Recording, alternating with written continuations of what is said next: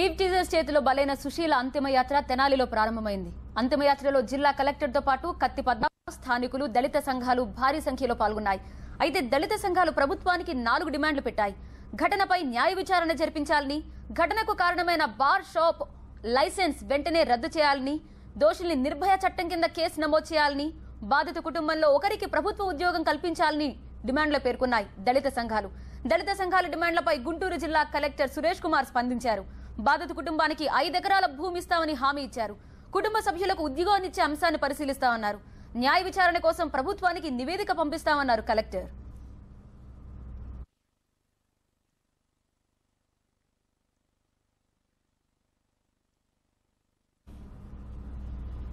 ఈవ్ teasers చేతిలో బలైన సుశీల అంతిమయాత్రకు సంబంధించి మరింత సమాచారం మా ప్రతినిధి ఈశ్వర్ లైవ్ లో అందిస్తారు. ఓటీ ఈశ్వర్.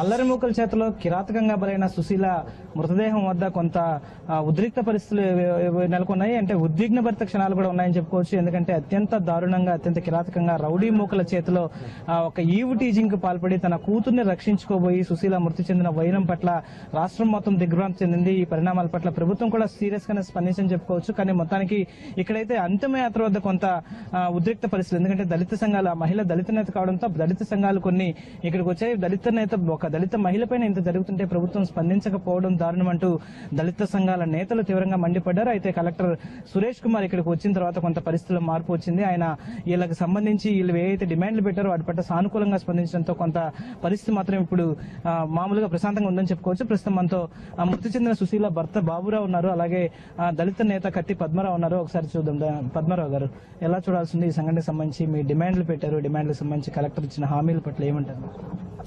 ఈరోజు ఆంధ్రదేశం మొత్తంలో అతి దారుణమైనటువంటి ఘటన, ఒక దళిత స్త్రీని లారీ కింద తోసి అగ్రకులాలు చంపిన ఘటన.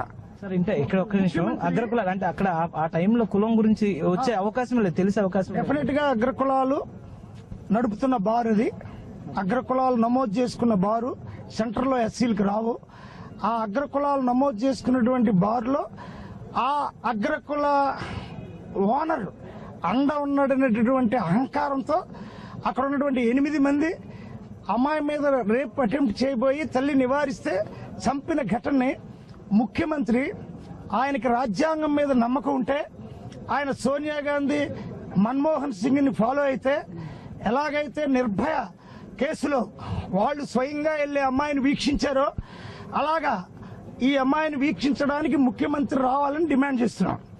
ఒకవేళ ముఖ్యమంత్రి రాకపోతే 1989 SC ST prevention of atrocity act ప్రకారం ముఖ్యమంత్రి కూడా దీన్ని సమర్థించిన వాడిగా వస్తాడు. ఆయన మీద కేసు నమోదు చేస్తాం.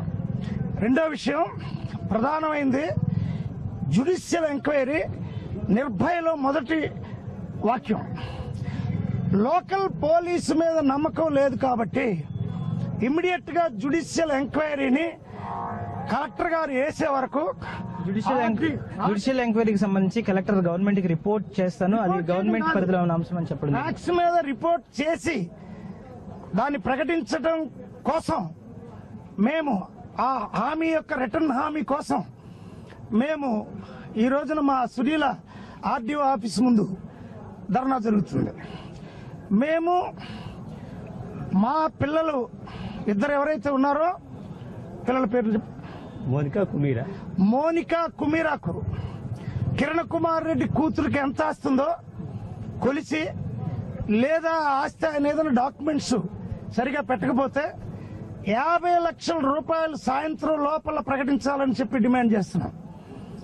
5 ఎకరాల పొలం మాదే, సబ్ ప్లాన్ లో ఉన్న ఎస్సీ చెరువు 5 ఎకరాల పొలాన్ని దానికి కలెక్టర్ హామీ ఇచ్చారు. ఎస్సీ కార్పొరేషన్ వెంటనే రాయాలి. మేం చెప్పాం, చెరువు 5 ఎకరాల పొలాన్ని ఇవ్వందే ఇవాళ వాళ్ళిద్దరికి పెళ్లి ఎలా అవుతుంది?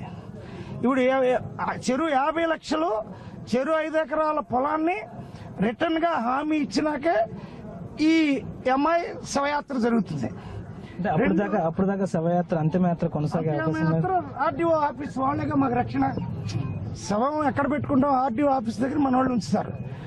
కలెక్టర్ రిటర్న్ డాక్యుమెంట్ ఆర్డీఓకి ఇవ్వటం, ఆర్డీఓ ద్వారా ఇవ్వటం, మేము శవయాత్ర జరగటం.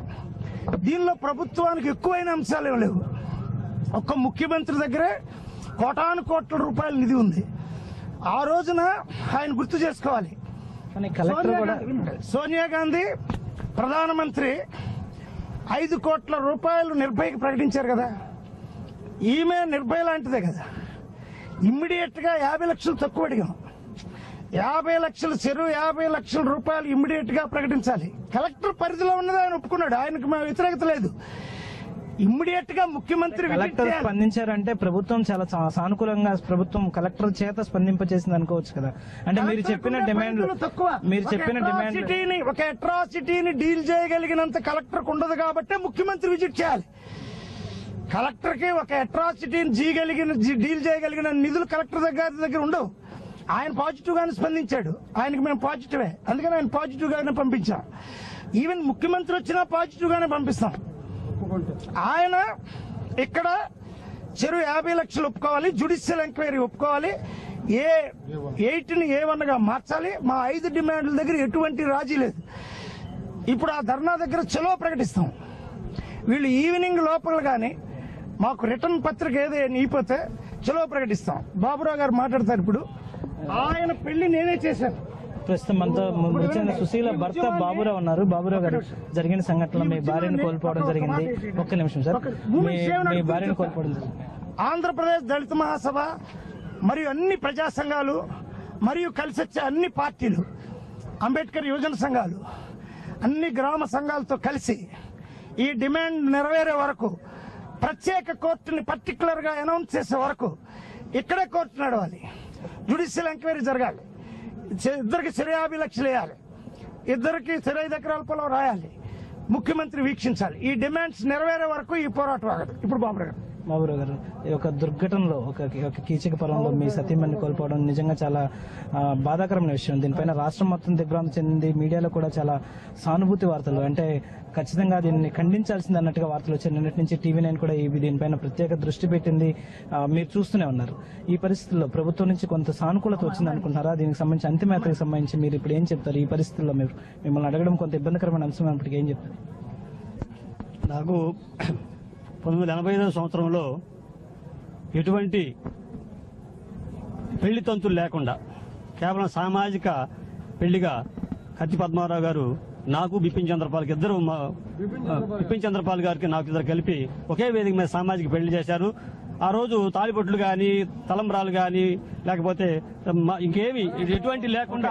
ఓకే, ఇప్పుడు ఏంటి మీకు ఫైనల్ డిమాండ్ ఏమైనా ఉంది ఈ పరిస్థితుల్లో? అందువల్ల మరి ఇవన్నీ ఆయన ఆధ్వర్యంలో జరిగినవి. అప్పటి నుంచి కూడా మేము మరి ఈ సంఘంలోనే మరి పనిచేస్తున్నాము. ఇవాళ నా భార్య జరిగినటువంటి దుర్ఘటన అది కావాలని చేసినట్టుగానే వెనక చక్రం కింద పడిందంటే మామూలుగా దానికి చక్రం కింద ఎవరు పడరు, కావాలని నెట్టినట్టుగానే మనకు స్పష్టంగా కనపడుతుంది. కాబట్టి ఇట్లాంటి దుర్మార్గుల్ని మరి ఎక్కడ 100 మంది 1000 మంది తిరిగే రహదారి మీద తిరుగుతున్నటువంటి మృగాలని మరి ఉరిదీయాలి. అట్లాగే మన్నగారు చెప్పినటువంటి అన్ని డిమాండ్స్ ని తొందరగా 4 గంటల 5 గంటలకల్లా రిటర్న్ గా మరి పెట్టి సహాయం చేయవలసిందిగా నేను విజ్ఞప్తి చేస్తున్నా. మొత్తానికి అత్యంత దురదృష్టకర సంఘటనకు సంబంధించి ప్రభుత్వం కూడా సానుకూలంగా స్పందించని చెప్పుకోవచ్చు. ఎందుకంటే జిల్లా కలెక్టర్ కొద్దిసేపు క్రితం ఇక్కడికి విచ్చేసి వీళ్ళు పెట్టిన డిమాండ్లను ఆయన పరిధిలో ఉన్నంత మేరకు మాక్సిమం సాల్వ్ చేశారు. ఆయనకు అలాగే స్థానిక పోలీసుల మీద అనుమానం లేదంటే బయట పోలీసుల చేత విచారణ చేయిస్తామన్నారు. ఈ పిల్లలకు సంబంధించి 5 ఎకరాల పొలం కావాలంటే ఖచ్చితంగా ఎస్సీ కార్పొరేషన్ ద్వారా కొనుగోలు చేయిస్తామన్నారు. అలాగే ఉద్యోగాలకు సంబంధించి చదువు పూర్తయిన తర్వాత ఉద్యోగాలు ఇస్తామని చెప్పడం జరిగింది. అలాగే ప్రస్తుతం వీళ్ళు చేస్తున్న డిమాండ్ ప్రకారం 50 లక్షలు ఎక్స్గ్రేషియా ఇవ్వాలని చెప్తున్నారు. దానికి సంబంధించి ఆర్డీఓ ఆఫీస్ దగ్గర మృతదేహాన్ని నుంచి ధర్నా చేస్తాం, తర్వాత ఖచ్చితంగా ప్రభుత్వం నుంచి హామీ వచ్చిన తర్వాత దీన్ని తరలిస్తామని చెప్తున్నారు. Over to studio.